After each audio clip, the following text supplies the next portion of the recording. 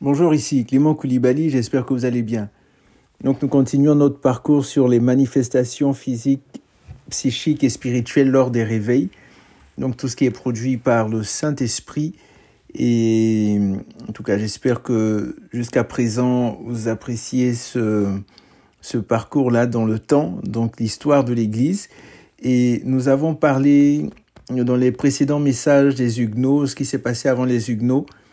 On a parlé des on va nous diriger. Donc Seigneur, merci pour ce que tu nous permets de partager et que cela puisse nous servir et nous amener à apprécier l'œuvre de ton esprit dans le nom de Jésus. Amen.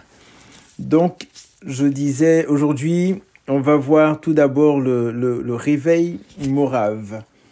Donc, au niveau du réveil morave, qu'est-ce qui s'est passé ? C'est un réveil qui a duré près de 100 ans, hein, les gens, lorsqu'ils ont été touchés par le Saint-Esprit. On va voir spécifiquement certaines histoires de ce réveil-là. Donc, l'histoire des réveils est passionnante. Le Saint-Esprit voulut toujours animer l'Église fidèle. Cependant, il faut bien connaître les problèmes, toujours les mêmes qu'ils ont soulevés. Jordan écrit « Les églises établies étaient souvent aveuglées comme les pharisiens du temps de Jésus, au point de ne pas accueillir avec joie les souffles de l'Esprit Saint. Les fidèles, touchés par le réveil, étaient alors obligés de se regrouper dans des communautés nouvelles. Mais les jeunes églises, après quelques générations, tendront à leur tour à s'endormir. On verrait alors ces églises se regrouper avec les anciennes églises dont elles étaient détachées, mais dont plus rien ne les séparait, ou bien encore se réveiller de nouveau et repartir avec une nouvelle ardeur poussée par le souffle de l'Esprit Saint. Donc une sorte de cycle. Donc des églises ou des gens qui sont boostés en feu, ils sortent du système, si je peux m'exprimer ainsi. Après, ils s'organisent, ils ressemblent au système et puis ils se regroupent à nouveau avec le système et tout. L'essentiel, moi je pense, dans tout ça, c'est vraiment que Christ continue à être proclamé, à être prêché, et que des âmes viennent à Christ et qu'on puisse voir, mais toujours voir l'œuvre du Saint-Esprit malgré tout ça. Donc, quelques visitations connurent les Moraves. Qu'est-ce qu'ils ont pu vivre ?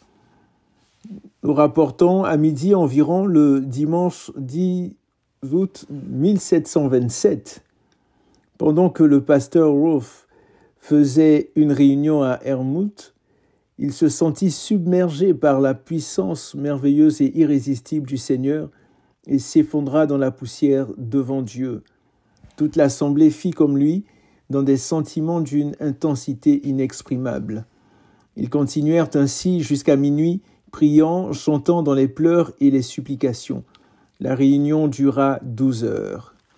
Très intéressant. Donc je vous invite à chercher le réveil morave, à creuser et à lire dessus. C'est vraiment très, très intéressant. Parlons maintenant de Charles Finet. Charles Finet vécut de 1792 à 1875. Ses auditeurs tombaient sous l'effet de la puissance de Dieu, pleurant et demandant miséricorde. Finet raconte au sujet d'un de ses messages: « Après avoir parlé ainsi pendant environ un quart d'heure, les auditeurs parurent enveloppés d'une solennité formidable et ils tombèrent sur le sol en criant miséricorde. Si j'avais eu une épée dans chaque main, je n'aurais pas pu les abattre plus vite qu'ils ne tombaient. En effet, 2 minutes après avoir senti l'impact du Saint-Esprit les atteindre, presque tous les assistants étaient à genoux ou prosternés sur le sol.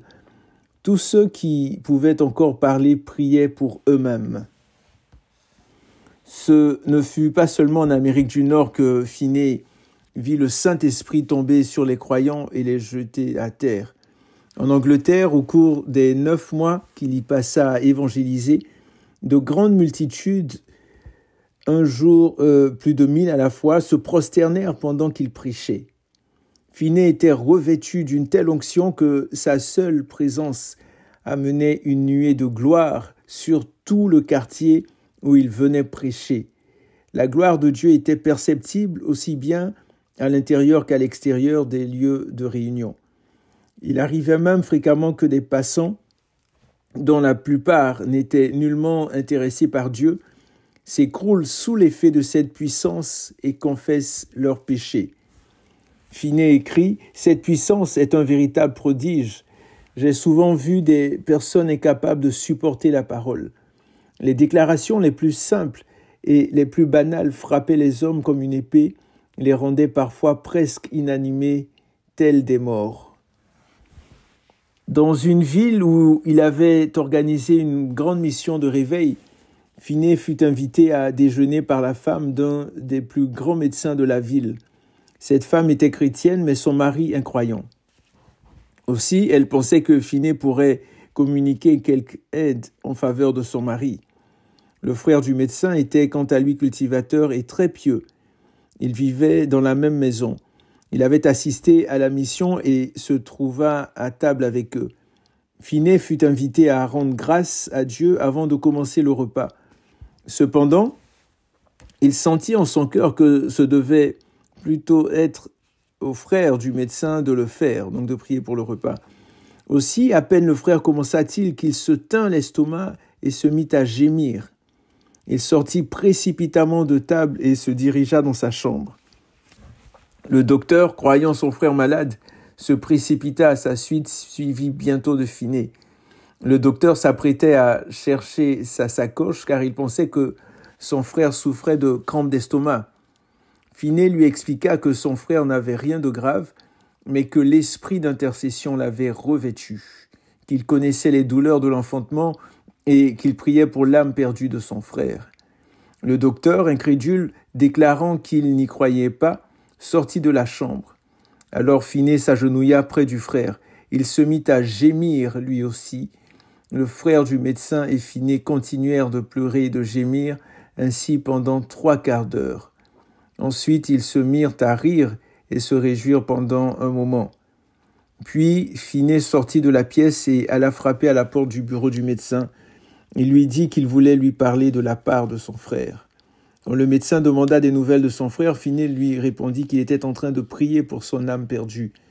C'est alors que le médecin tomba à genoux et fut glorieusement sauvé. Alléluia. Extraordinaire. On puisse voir aujourd'hui cette puissance, cette onction. Il nous dit, il se rapprocha du quartier et tout le quartier était environné de la gloire de Dieu. Alléluia. Donc ça, c'était Charles Finney. Parlons de William Booth maintenant. William Booth, c'est lui qui a dit « Priez comme si tout dépendait de votre prière, travaillez comme si tout dépendait de votre travail ». William Booth qui a fondé l'armée du salut. Donc, c'est ça, William Booth, fondateur de l'armée du salut. Le livre William Booth et le monde entier fait état de manifestations semblables. Terrassés par un pouvoir divin, des hommes, des femmes tombaient et demeuraient sur le plancher, prostrés et comme morts. D'autres riaient du rire de la foi, criaient de bonheur. Et quelques-uns des plus jeunes évangélistes, en une jubilation formidable, se prenaient à bras le corps comme des garçons en train de jouer et roulaient même sur le plancher. Un salutiste, donc quelqu'un qui appartenait à l'armée du salut, un salutiste, raconte d'un dimanche, des saints sautaient, dansaient, invoquaient le Seigneur, criaient et roulaient sur le sol. Quel moment béni! Dans son journal, Bramwell Booth raconte, donc certainement peut-être le fils de William Booth, Bramwell Booth raconte la puissance du Saint-Esprit fondit sur Robinson et le terrassa. Il perdit à peu près connaissance à 2 reprises. Le frère des Blendy, entrant dans une pleine liberté, poussa des cris, pleura, battit des mains, dansa au milieu d'une scène du plus glorieux et céleste enthousiasme. D'autres gisaient prostrés sur le plancher et quelques-uns de ceux-là gémissaient. Ce fut une nuit bénie. Parlons maintenant des prédicateurs pionniers de l'Ouest américain. Donc, c'est la période de 1850 à 1900. Donc, un témoin écrit « Curieux de voir les choses merveilleuses que l'on racontait, je me résolus à partir. Là, on priait, ailleurs, des personnes criaient à Dieu pour obtenir grâce, tandis que d'autres exprimaient leur reconnaissance avec une énergie peu commune. Je vis en une seule fois plus de 500 personnes tombées à terre, comme si la décharge d'une batterie formidable les eût tout à coup renversées. Un médecin vint par curiosité et se promettait d'étudier scientifiquement le phénomène dont on lui avait parlé. Il était accompagné d'une dame. Celle-ci ne tarda pas, sous l'emprise d'une conviction de péché puissante, à tomber dans la poussière devant Dieu. Lui-même tomba à terre sous l'emprise de la même main invisible qui avait terrassé sa compagne. Cet état de prostration dura quelque temps. Lorsqu'ils en sortirent, ils trouvèrent l'un et l'autre la paix et le pardon aux pieds du Sauveur. Ils vécurent et moururent en vrais chrétiens. Des milliers de personnes furent affectées d'une manière semblable. Passons maintenant à Andrew Murray. Andrew Murray qui a écrit des livres extraordinaires sur la foi, sur vraiment la vie chrétienne, sur la prière. Donc ça c'est la période à partir de 1900. David Duplessis raconte l'expérience d'Andrew Murray en présence des manifestations insolites au cours du réveil religieux d'Afrique du Sud. Quand il vit et entendit les pécheurs pleurer, les malades guéris éclater de rire et ceux qui étaient remplis du Saint-Esprit prier en langue et chanter, il s'en alla dégoûté de toute cette cacophonie.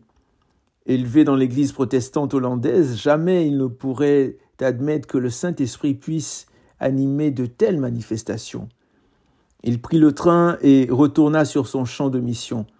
Il passait et repassait dans son esprit tout ce qu'il avait vécu et faisait le point. De tout cela, pouvait-il en toute honnêteté en retirer quelque chose de bon ? Il se rendit compte alors que jamais de sa vie, il n'avait encore rencontré des gens qui fussent remplis d'amour pour Jésus et qui fussent plus zélés pour tout ce qui concerne le Christ vivant dont la présence était tellement tangible au cours de ces réunions. Il ne s'était jamais trouvé dans une église où le Christ fut plus magnifié, plus glorifié et adoré. De mauvais esprits auraient été incapables d'inspirer cela. Par conséquent, ce devait bien être en définitive l'œuvre du Saint-Esprit. À la première station, il descendit de train et prit un billet pour y retourner. Tant pis pour le bruit, et plus jamais il ne les quitta. Il devint président du mouvement connu sous le nom de Mission apostolique d'Afrique du Sud. Sous sa direction, le mouvement ne cessa de prospérer au point d'être aujourd'hui une des sociétés missionnaires les plus solides de toute l'Afrique du Sud. Alléluia. Azusa Street, naissance du mouvement de Pentecôte. Parlons maintenant d'Azusa Street. C'est très, très, très intéressant cette histoire d'Azusa Street. En 1901, aussi curieux que puissent paraître tous les réveils, tous les réveils n'ont pas les mêmes manifestations, tant physiques que spirituelles. Le réveil d'Azusa Street, naissance du mouvement de Pentecôte, ne fut pas tellement en faveur de la conversion des pécheurs, mais fut plutôt la Pentecôte venant sur l'église de Jésus-Christ. Les gens, comme dans les actes, parlaient en langue. Le signe principal était le parler en langue, suivi de près par la guérison divine. Comparé avec le réveil de Finney, qui lui ne parle ni de Pentecôte, ni de guérison divine, le réveil de Finney, à l'opposé de celui d'Azusa Street, fut un réveil de salut pour les païens. D'autres réveils furent des réveils de repentance et de confession de l'Église. C'est très intéressant. On voit que le Saint-Esprit mène divers aspects. C'est extraordinaire.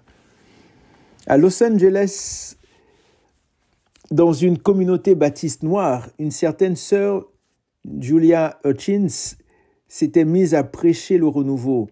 C'est elle qui fit appel à William Seymour pour l'aider dans sa tâche. L'église se trouvait alors dans une boutique de l'avenue Santa Fe. Puis Seymour se sépara de la sœur Hutchins et tint des réunions à l'avenue Bonnie Bray.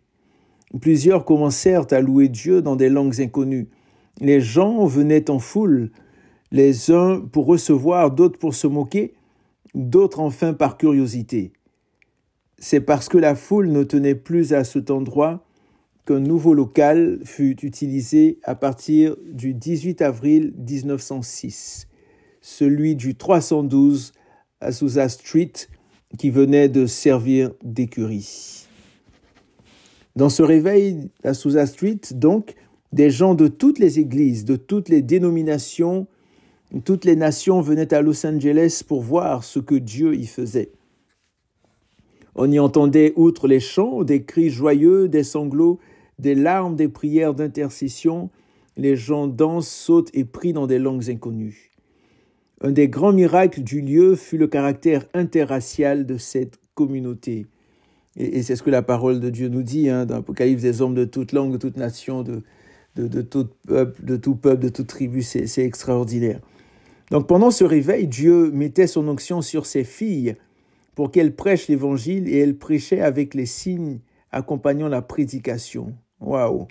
Des femmes blanches comme Lucy Farrow ou noires tenaient des rôles de prédicateurs ou de guérisseurs. Les hommes qui autrefois s'y seraient encore opposés virent leurs sœurs d'un autre œil. Ils ne les voyaient plus comme des femmes qui, à cause de leur sexe, devaient être interdites de prêcher, mais comme des vases remplis par le Saint-Esprit. Un jour, après le culte, le frère Lee, membre de la mission Péniel, invita le frère William Seymour à déjeuner chez lui. Un soir, en rentrant de son travail, il dit au frère Seymour, « Si vous m'imposez les mains, je recevrai le baptême de l'Esprit. » Ce soir-là, le frère Seymour lui dit, « Frère, je t'impose les mains au nom de Jésus. » Et lorsqu'il le toucha, le frère Lee tomba comme mort sous la puissance. Et son épouse eut tellement peur qu'elle s'écria « Qu'avez-vous fait à mon mari ?» Quelques minutes plus tard, il se leva. Le frère Lee avait été touché par le ciel et il continua jour et nuit à chercher le Seigneur. Ils se rendirent à la réunion de prière. Ils prièrent 3 jours et 3 nuits. Les gens venaient de partout. Dès le lendemain matin, il était impossible de s'approcher de la maison. Dès que les gens y pénétrèrent, ils tombèrent sous la puissance. Beaucoup de choses étranges se passaient et les journalistes parlèrent de scènes sauvages, d'étranges baragouinages, de saints rouleurs. Et la pluie de bénédictions tombée sur Azusa Street se propageait. Au tabernacle de la Bible de Simpson à New York, Harold Moss vit celle qui devait devenir sa femme se mettre à flotter à 2 mètres de hauteur. Il raconte lui-même. Les gens gisaient partout, abattus sous la puissante main de Dieu. Les ministres jonchaient l'estrade. Les cas d'une jeune fille, mademoiselle Grace Amor, qui est devenue ma femme, donc ce monsieur-là parle de sa femme justement, il fut assez remarquable. Elle fut sous l'emprise de l'esprit et rendue totalement inconsciente de toute réalité naturelle. Un doux chant sacré se fit entendre. C'était comme le chant d'un rossignol qui emplissait totalement l'édifice. Le pouvoir de Dieu prit physiquement possession d'elle. Son corps fut soulevé du sol par 3 fois. Quand elle fut revenue à elle, elle affirma qu'elle avait eu la vision d'une échelle d'or sur laquelle elle avait commencé à monter. C'est extraordinaire. La gloire de Dieu remplissait souvent des lieux de réunion très modestes, des halos lumineux, célestes, des longues raies lumineuses, des sphères lumineuses énormes apparaissaient. Une femme qui n'avait aucune formation musicale fut saisie par l'esprit et courut à l'orgue sur lequel elle joua une merveilleuse musique. C'est super ça. Un converti dit, c'est l'endroit où l'on entend le rire de l'univers. Lorsque l'esprit entra en lui, il dit, tout mon corps riait d'une joie ineffable. Elle a été confondue. Un jour, dans le Midwest, pendant un sermon, le poids de la gloire était si lourd que les gens durent s'allonger sur le sol. Le prédicateur ne put tenir non plus et dut se mettre la face contre terre. Comme il n'avait pas d'argent pour aller à la ville suivante, un billet de train lui apparut venant de nulle part. les signes qui se sont produits à la rue Azusa Street, à la rue Azusa, pardon, voilà, et se sont répandus dans l'ensemble du mouvement, vont bien au-delà des langues. Les gens bondissaient, dansaient, sautaient, riaient dans l'esprit, tombaient en transe, contorsionnaient, tombaient en extase, avaient des visions et des rêves et vivaient des guérisons. Ouais, c'est vraiment extraordinaire. Donc c'est ce qui s'est passé et nous allons continuer la prochaine fois. Nous allons continuer et par la suite revenir dans ce qu'on faisait d'habitude, donc des différents messages et tout ce que le Seigneur nous montre dans sa parole et tout, mais j'ai vraiment eu à cœur de voir un peu l'histoire de l'Église et là, on va continuer pendant peut-être 2, 3, 4 vidéos, on verra comment le Seigneur nous conduit, mais nous allons voir la prochaine fois Evan Roberts, les frères William, le réveil de Chine, en Écosse qui s'est passé, différentes personnes, jusqu'à arriver même dans les années 1990. Donc voilà à peu près le plan.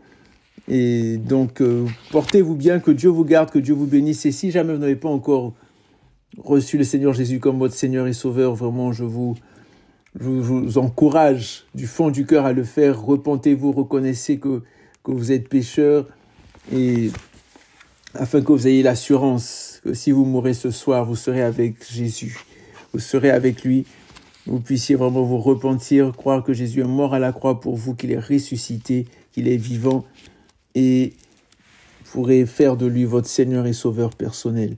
Donc, prenez soin de vous et surtout n'oubliez pas que Jésus revient très très bientôt. À la prochaine.